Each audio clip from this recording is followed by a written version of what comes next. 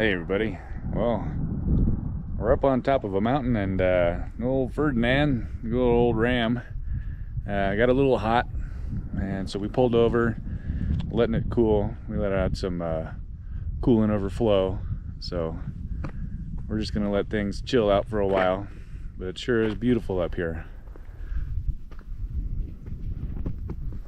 There's Ferd. That's what we get to look at while Ferd cools down.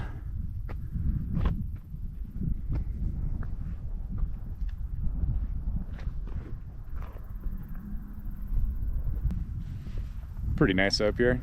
Great people. Had some guys towing some Jeeps pull over and asked us if we were okay. Made sure we had enough fluids. If we needed any, they had a little bit here and there. And had a nice gentleman come over and check to see if we were okay.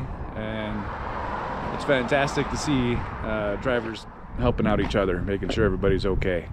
So we're just chilling on the side of the mountain road, waiting to cool down, and we're gonna take off, and I think hopefully we'll just coast down the hill to where we're headed, and hopefully we don't have to go too high. All right, well, we'll see you at the reservoir, Big Meadow Reservoir Campground.